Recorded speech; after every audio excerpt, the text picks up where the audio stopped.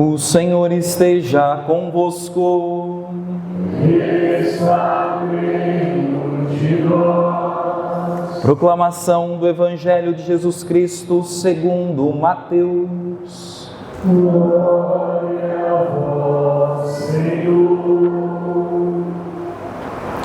Ao saber que João tinha sido preso, Jesus voltou para a Galiléia, deixou Nazaré e foi morar em Cafarnaum, que fica às margens do mar da Galiléia, no território de Zabulon e Neftali, para se cumprir o que foi dito pelo profeta Isaías: terra de Zabulon, terra de Neftali, caminho do mar, região do outro lado do rio Jordão, Galiléia dos pagãos.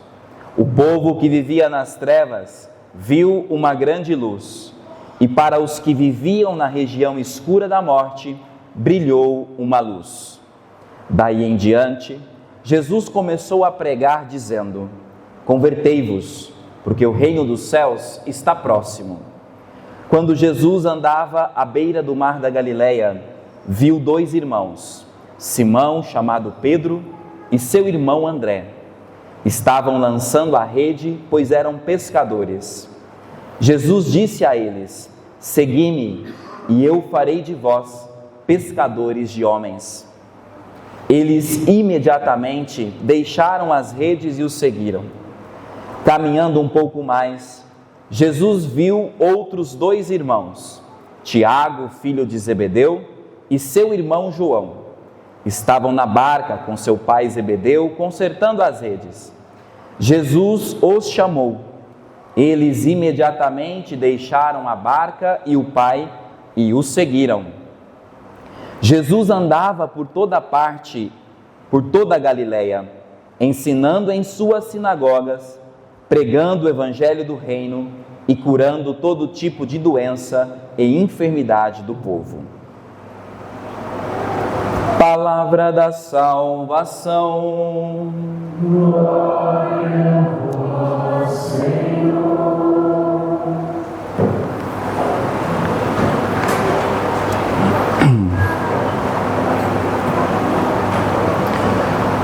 Meus queridos irmãos e irmãs, nós estamos celebrando hoje o terceiro domingo do tempo comum, que o Papa Francisco, há 7 anos atrás, intitulou como o Domingo da Palavra de Deus.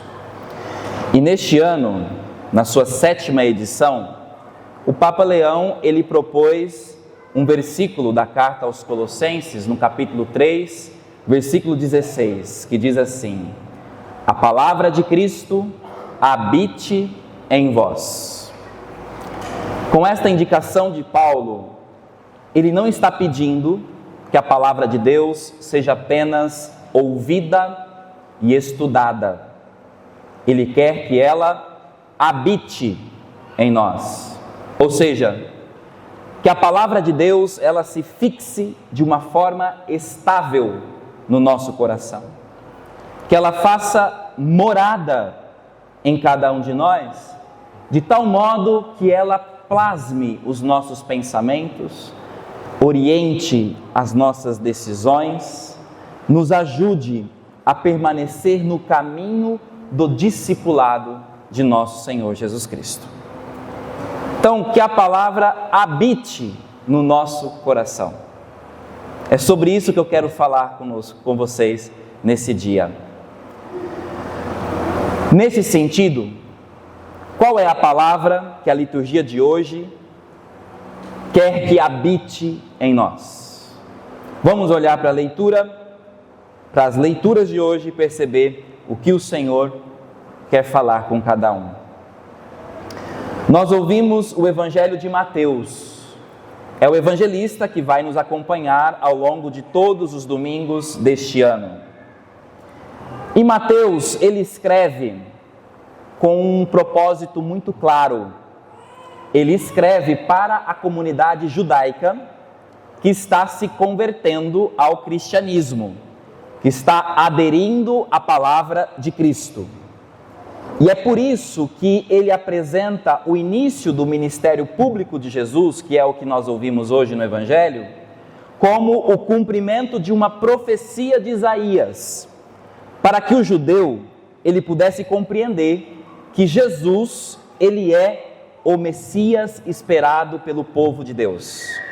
O Messias profetizado pelos profetas, e com essa intenção, Mateus então quer levar aquela comunidade a uma adesão plena a Cristo, fazendo com que eles compreendam que Cristo é a resposta da oração que eles faziam a Deus. Nesse sentido, a profecia da primeira leitura dizia que a terra de Zabulon e Neftali, situadas na região da Galileia, haveriam de experimentar a glória e o esplendor de uma grande luz, terras estas humilhadas anteriormente. Assim disse a profecia de Isaías na primeira leitura. No Evangelho, Mateus retoma essa profecia. E por que a profecia diz respeito a essas duas terras, Zabulon e Neftali? E do que se trata essa humilhação que essas duas terras viveram? Esse detalhe ele é muito importante para toda a liturgia desse domingo. Essas duas terras, essas duas cidades, na história do povo de Israel, foram as primeiras cidades a sofrer as invasões dos inimigos, aquilo que nós chamamos da invasão assíria. Foram os primeiros territórios ocupados, eles foram os primeiros a serem vítimas dos horrores da guerra e da deportação do povo de Deus para a escravidão. Essas terras, elas foram capturadas, e esta região, naquele contexto do Antigo Testamento, ficara por um período uma região desértica, sendo habitada depois por estrangeiros, por gentios, por povos pagãos. Então vejam, estas terras que primeiro foram desoladas, elas terão por direito de serem as primeiras a verem uma grande luz, a verem a salvação, a se encontrarem com o Messias. Esta luz se dá para esta região porque Cristo foi morar naquela região, foi morar em Cafarnaum. Diz o Evangelho que é precisamente neste lugar que Jesus inicia o seu ministério. Notem, Cristo foi morar, ele foi habitar de maneira estável aquela região dos pagãos. E a morada de Cristo em Cafarnaum não é só uma moradia estratégica, porque era um lugar que circulava muitas pessoas, era rota de comércio, passava muitas pessoas por aquele lugar. Não é só uma posição estratégica. Jesus morar em Cafarnaum é o cumprimento de uma profecia.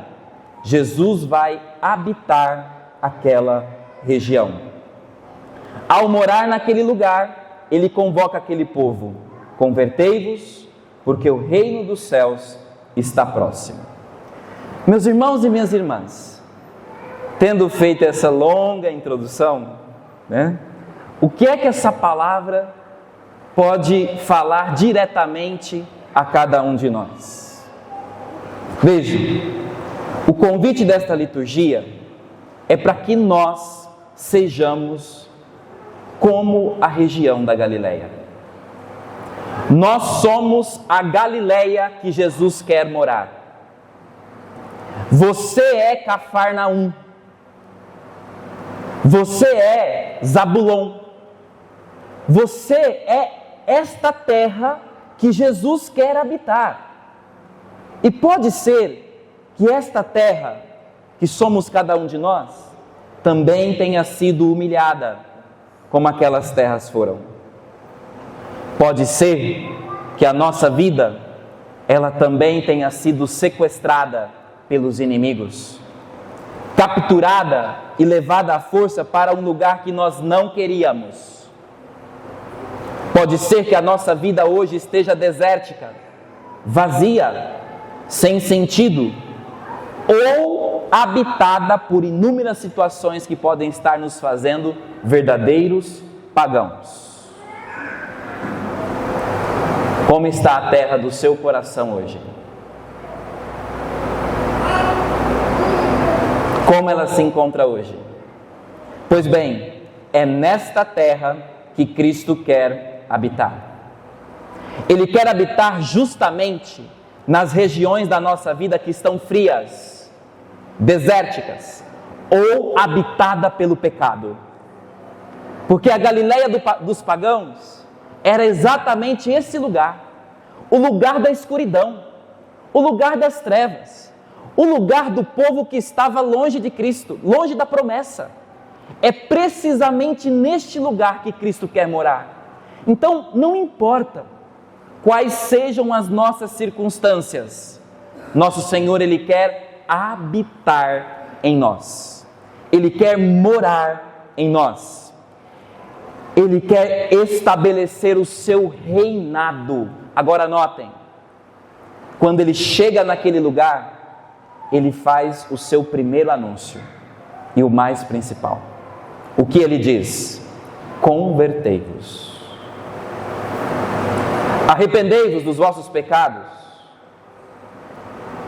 O reino de Deus, meus irmãos e irmãs, que Jesus está pregando aqui, não é um reino temporal, não é um reino político, que o povo de Israel esperava.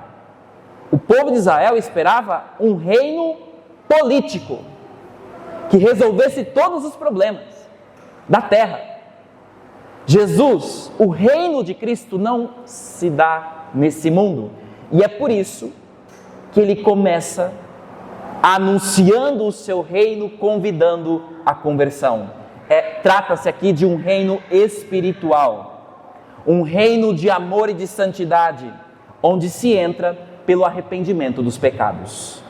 Pois bem, Cristo quer estabelecer o seu reinado em nós, o seu domínio sobre as nossas almas, mas para isso, arrependei-vos.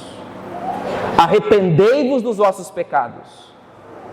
A palavra de Cristo, ela quer habitar em nós, e a primeira luz que Ele quer acender é o arrependimento dos nossos pecados.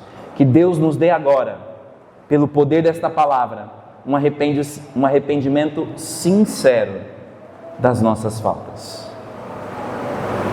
Quando Cristo mora em nós, nós somos levados necessariamente a um verdadeiro arrependimento. Que Deus nos dê esse verdadeiro arrependimento. Além de convocar a conversão, quando Jesus passa pelo mar da Galileia, Ele chama a segui-lo. É o que Ele faz com Pedro e André, Tiago e João. Jesus viu esses homens. O olhar de Jesus para eles foi um olhar transformador, de tal modo que esses homens deixam tudo para segui-lo. Quando Jesus decide morar em nós, a sua palavra nos faz deixar tudo para segui-lo. Eu sou apaixonado no chamado dos apóstolos, de todos eles, porque a força da palavra de Cristo, que é capaz de fazê-los deixar tudo imediatamente, diz o Evangelho. Essa palavra aparece 2 vezes no Evangelho de hoje. Imediatamente eles deixaram as redes, deixaram o barco, deixaram o Pai e se colocaram a caminho, se colocaram como discípulo de Jesus. Hoje o Arthur, ele vai ser enviado para o seminário. Não tinha palavra mais oportuna do que esta para esse dia. E não foi escolhido por causa da palavra, né? Esta palavra precisa falar com você de uma maneira muito especial. Eles deixaram tudo e foram. Imediatamente. São Jerônimo, comentando esse evangelho, ele diz assim: a fé verdadeira não conhece espera, não conhece demoras. Imediatamente ouve, imediatamente crê e imediatamente segue. Meus irmãos e minhas irmãs, o discipulado de nosso Senhor, seguir nosso Senhor, implica esta decisão de deixar tudo para segui-lo. É óbvio que esse deixar tudo, ele tem um significado para cada estado de vida, para cada um de nós. Para alguns, ele vai pedir de fato para deixar o barco, para deixar as redes, que é o sinal do trabalho, deixar o trabalho, deixar o mundo lá fora e vir ser missionário. Para alguns ele fez esse convite, para vários missionários aqui que são membros de vida dessa comunidade, ele fez esse convite para deixar tudo e vir. E nós viemos, nós renunciamos. Essa palavra falou a mim de uma maneira muito particular nesse final de semana, porque Tiago e João deixaram o pai. Vocês sabem, meus pais moram lá no Mato Grosso. E ontem meu pai foi submetido a uma cirurgia. Eu gostaria de estar lá. Eu gostaria de acompanhar. Mas quando eu li essa palavra, eu entendi que o meu chamado exigiu de mim a renúncia da minha família. Exigiu de mim a renúncia ao meu pai. Que dói. Mas eu estou apoiado nesse chamado que Cristo me fez. Irmãos e irmãs, é um convite à renúncia àquilo que pode ser um impedimento para sermos totalmente de Cristo. O que devemos deixar? Certamente os nossos vícios, os nossos pecados, mas também os nossos medos, os nossos cálculos egoístas, renunciar ao tempo que se perde com tantas coisas inúteis. A que você é convidado a renunciar? A quê? A força para esta renúncia, ela está no encontro pessoal com Jesus. Se não houver essa experiência de ter olhado nos olhos de Cristo e deixar-se ser seduzido por Ele, nós jamais seremos capazes de deixar e seguir. Então, cada um de nós somos chamados a refletir à medida do meu encontro pessoal com Jesus. O encontro pessoal com Jesus é a força que eu preciso para ser capaz de deixar tudo. Talvez esse encontro esteja acontecendo agora para alguns. A força da renúncia está na força do encontro com Cristo. Por fim, meus irmãos e irmãs, não pensemos que essas renúncias nos farão pessoas tristes. Não, absolutamente não. A profecia de Isaías, que ouvimos na primeira leitura, compara este encontro com a grande luz que a alegria que o povo de Israel experimentou quando eles venceram a jornada de Madiã. Eu falei sobre essa jornada de Madiã na liturgia do Natal, porque essa palavra ela aparece lá. Mas eu quero repeti-lo aqui. O que foi a jornada de Madiã? Essa batalha fora um duro combate contra as forças inimigas que resultou na vitória para o povo de Deus. Eram 300 os militares que lutavam nessa jornada em favor do povo de Deus. E eles venceram. Quando eles venceram essa batalha, eles receberam um instrumento musical para que celebrassem aquela vitória. Então imaginem essa cena, cada um dos 300 com um chofar nas mãos, celebrando a vitória de Cristo sobre o inimigo. Imaginem a alegria, a grande exultação, a grande festa do povo por aquela celebração. Pois bem, eu concluo dizendo que o nosso encontro com Cristo, ele provoca essa grande explosão de alegria. Ele exige de nós renúncia? Exige. Exige de nós sacrifícios? Exige. Mas não tem alegria maior do que pertencer ao número dos discípulos de Cristo. Não tem alegria maior do que ser seu missionário. Não tem alegria maior do que ser seu apóstolo. Então que essa alegria de ter dito sim para Jesus possa invadir o nosso coração ao celebrarmos esta Eucaristia.